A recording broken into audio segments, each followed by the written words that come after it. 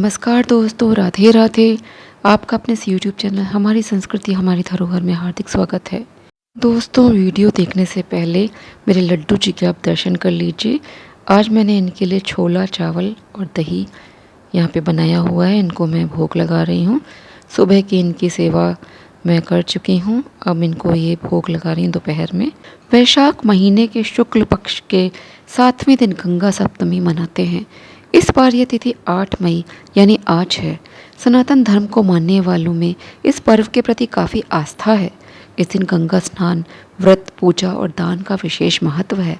जो लोग किसी कारण से इस दिन गंगा नदी में स्नान नहीं कर सकते, वो घर पर ही पानी में गंगा जल मिलाकर नहा सकते हैं। ऐसा करने से तीर्थ स्थान का ही पुण्य मिलता है। वहीं इस दिन पानी से भरी मटकी का दान करने से अक्षय पुण्य मिलता है।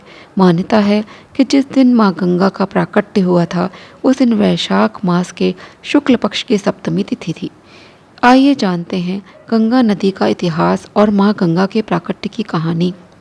पौराणिक मान्यताओं के मुताबिक महर्षि जानू जब तपस्या कर रहे थे, तब गंगा नदी की पानी के आवाज़ से बार बार उनका ध्यान भटक रहा था।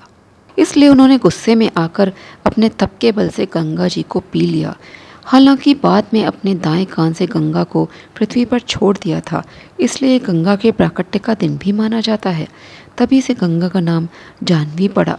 श्रीमद् भागवत महापुराण में गंगा की महिमा बताते हुए सुखदेव जी राजा परीक्षित से कहते हैं कि जब शरीर की राख गंगा जल में मिलने से राजा सगर के पुत्रों को मोक्ष मिल गया था, तो गंगा जल की कुछ बूंदें पीने और उसमें नहाने पर मिलने वाले पुण्य की कल्पना नहीं की जा सकती।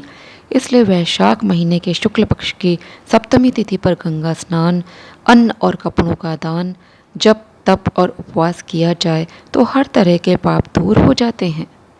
गंगा सप्तमी पर एक और कथा प्रचलित है जो मैं आपको सुनाती हूँ। बहुत समय पहले इस धरती पर भागीरथ नाम के एक बेहद प्रतापी राजा निवास करते थे।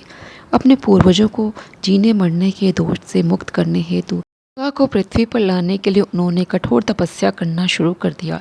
भागीरथ की भक्ति और कठोर तपस्या को देखकर माँ गंगा बेहद प्रसन्न हुई और फलस्वरूप वह भागीरथ की बात को मानने के लिए तैयार हो गई।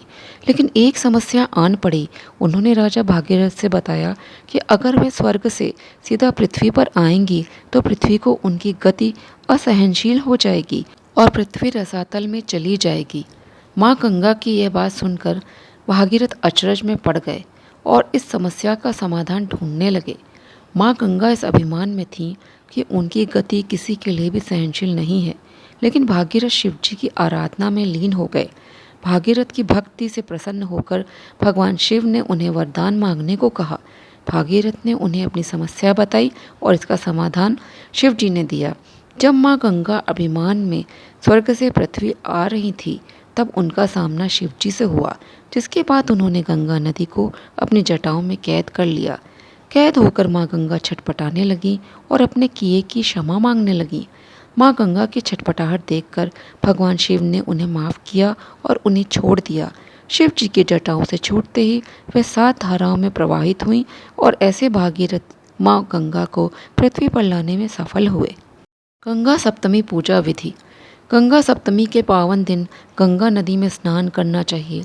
लेकिन अगर आपके शहर में कोरोना के मरीजों की संख्या बढ़ रही है, तो घर में रहकर ही नहाने के पानी में गंगा जल मिलाकर स्नान करें तो बेहतर होगा। स्नान करते समय माँ गंगा का ध्यान करें। स्नान के बाद घर के मंदिर में दीप प्रज्वलित करें। सभी देवी देवताओं की तस्वीरों पर गंगा जल छिड़कें। माँ का ध्यान करते हुए पुष्प अर्पित करें। इस पावन दिन घर के मंदिर में ही माँ गंगा को भोग लगाएं। इस बात का ध्यान रखें कि भगवान को सिर्फ सात्विक चीज़ों का भोग लगाया जाता है। इसके बाद माँ गंगा की आरती करें। गंगा स्नान से 10 पाप होते हैं समाप्त। गंगा सप्तमी पर गंगा नदी में स्नान करने से पापों का नाश होता है और अनंत पुण्यफल मिलता है। इस दिन गंगा स्नान करने से 10 तरह के पाप खत्म हो जाते हैं। स्मृति ग्रंथ में 10 प्रकार के पाप बताए गए हैं: कायिक, वाचिक और मानसिक। इनके अनुसार किसी दूसरे की वस्तु लेना, शास्त्रों में बताई हिंसा करना, पराई स्त्री के पास जाना, ये 3 तरह के कायिक यानी शारीरिक पाप हैं।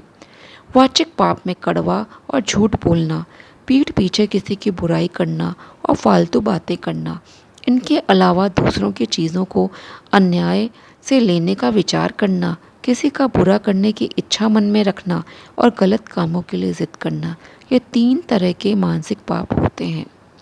तो दोस्तों, यहीं पर मैं आज वीडियो को समाप्त करती हूँ।